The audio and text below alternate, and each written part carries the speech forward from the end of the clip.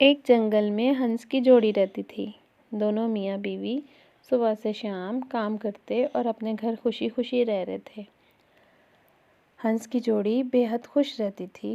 ان کے انڈوں میں سے جب بچے نکلے تو ایک بچہ کالا تھا اور باقی انڈوں میں سے بچے نہیں نکلے، اور جو کالا تھا وہ کچھ بڑا ہوا تو اس کی ماں اسے کہتی کہ تم کالے ہو اور ہر جگہ مجھے تمہاری وجہ سے شرمندگی ہوتی ہے۔ پیارے بچوں، ہنس کا وہ جو کالا بچہ تھا وہ بے حد پریشان ہو جاتا کہ میری ماں میرے ساتھ پیار نہیں کرتی۔ ایک دفعہ طوطے نے سب کو دعوت دی۔ اس دعوت میں ہنس کی جوڑی بھی آئی، اور یہاں پر جانے کے لیے طوطے کے گھر منع کر دیا ہنس نے کہ میں نہیں جاتا، میری وہاں شرمندگی ہوگی، یہ کالا ہے۔ اس پر وہ دونوں اسے بہت باتیں سناتے رہے اور وہ بے حد پریشان ہوا۔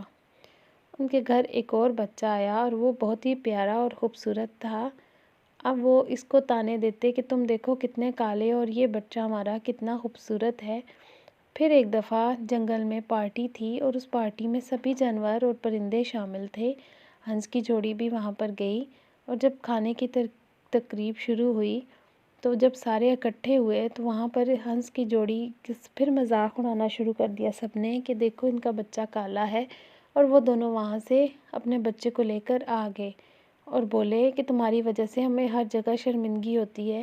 اس بات پر ہنس کا بچہ بے حد پریشان ہو گیا اور رونے لگا کہ میرا کیا قصور ہے اگر میں کالا ہوں تو۔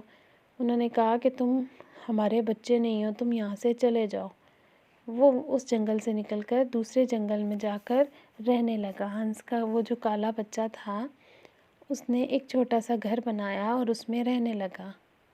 کچھ ہی دن گزرنے کے بعد جنگل میں خوفناک بلی آ گئی، جو بلی بہت ہی خوفناک اور ڈرونی تھی۔ جب اس نے جنگل میں قدم رکھا تو ہر طرف دہشت پھیل گئی کہ یہ بلی جس کے سامنے آتی ہے اسے کھا جاتی ہے۔ اسی طرح جو بھی پرندہ اس کے سامنے آتا وہ اسے مار کے اس کا خون پی جاتی اور اسے کھا جاتی۔ اس بات پر سب پرندے بہت پریشان تھے۔ دھیرے دھیرے جنگل کے سارے جانوروں کو وہ کھاتی جا رہی تھی، سارے پرندے ختم ہو رہے تھے۔ ایک دن ہنس کی جوڑی اپنے بچے کے ساتھ ایسے ہی جا رہی تھی کہ خوفناک بلی ان کے سامنے آ گئی اور حملہ کر دیا۔ اس حملے پر جو ان کا بچہ تھا وہ بھی مر گیا اور ایک اس کی ماں بچی، اور وہ رونے لگی کہ اب وہ کیا کرے اور کہاں جائے۔ اور اس طرح ہنس کا جو بچہ کالا تھا اس کو پتہ چلا کہ ہم جنگل پر حملہ ہوا ہے، خوفناک بلی نے حملہ کر دیا ہے۔ اس نے اپنے دوستوں کو کہا کہ مجھے جانا ہوگا۔ انہوں نے سمجھایا وہ خطرناک بلی ہے اور بہت خوفناک ہے۔ اسے پتہ چلا کہ اس کی ماں بچ گئی ہے تو اس نے کہا کہ مجھے اپنی ماں کے پاس جانا ہے، اس کی مدد کرنی ہے۔ اس طرح وہ بچہ اپنی ماں تک پہنچا تو اس کی ماں اپنے بچے کو دیکھ کر اسے گلے لگا لیا اور رونے لگی کہ تمہارے بابا کو اس طرح خوفناک بلی نے زخمی کر کے مار دیا اور تمہارے بھائی کو بھی مار دیا۔ وہ دونوں باتیں کر رہے تھے کہ وہاں پر وہی خوفناک بلی آ گئی اور ان پر حملہ کرنے لگی۔ اتنے میں اس کے سارے دوست دوسرے جانور آ گئے دوسرے جنگل سے، اور ان سب نے مل کر اس بلی کا مقابلہ کیا اور اسے زخمی کر کے مار دیا۔ ہنس اپنی ماں سے کہنے لگا کہ ماں میں ابھی زندہ ہوں اور تمہارا خیال رکھوں گا، تم میرے ساتھ چلو۔ اس پر وہ ماں رونے لگی اور اسے بہت شرمندگی ہوئی کہ وہ کس طرح اس کے کالے ہونے پر اسے گھر سے نکال دیا اور اس کے ساتھ برا سلوک کیا، اور آج یہی میری مدد کر رہا ہے اور مجھے اپنے ساتھ رکھ رہا ہے۔ اس طرح وہ اس جنگل سے دوسرے جنگل اپنی ماں کو ساتھ لے کر چلا گیا۔ وہاں جانے کے بعد اس نے اپنی ماں کو کوئی سی چیز کی کمی نہ ہونے دی۔ روز باہر سے ماں کے لیے مختلف کھانے لے کر آتا اور ایک اچھے سے گھر میں رکھ رہا تھا۔ اس کی ماں بے حد خوش تھی لیکن دکھی بھی تھی کہ کس طرح کاش اسے ٹائم سے پہلے اس بات کی سمجھ آ جاتی کہ گورے یا کالے ہونے سے فرق نہیں پڑتا، اولاد سچی اور اچھی ہو تو زندگی سنور جاتی ہے۔ پیارے بچوں، آپ بھی کسی کو کالا سمجھ کر اس سے بدتر مت سمجھو، بلکہ کالا یا گورا ہونا کوئی خوبی اور خامی نہیں، یہ اللہ پاک کی دین ہے۔ پیارے بچوں، ایک جنگل میں ایک شیر رہتا تھا۔ وہ شیر بہت ہی مغرور تھا اور اسے سب جانوروں پر کنٹرول کیا ہوا تھا۔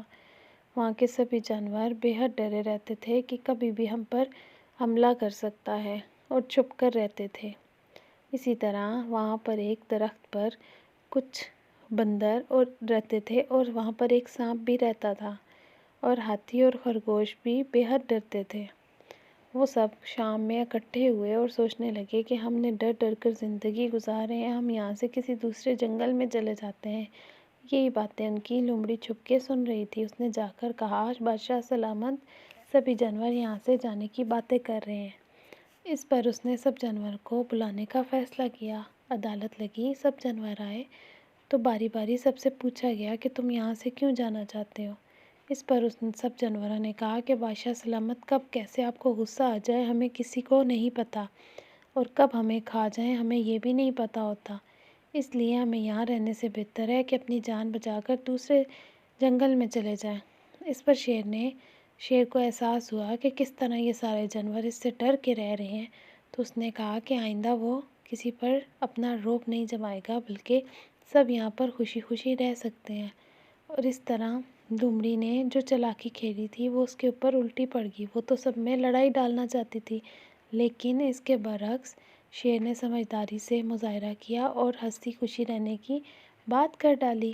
لومڑی اس بات پر بے حد حیران ہو گئی، تو شیر نے کہا کہ لومڑی، تم ہمیشہ سب کو لڑانے کی باتیں کرتی ہو، لیکن میں نے یہ فیصلہ کر کے نہ صرف اپنے لیے بھلا کیا بلکہ جنگل کی خوشحالی کا سوچا۔ اگر یہ سارے جانور یہاں سے چلے جاتے تو یہ جنگل ویران ہو جاتا، اور اس طرح میں نے ان سب کو روک کر ان کے ساتھ ساتھ اپنا بھی بھلا کیا ہے کہ یہ جنگل آباد رہے۔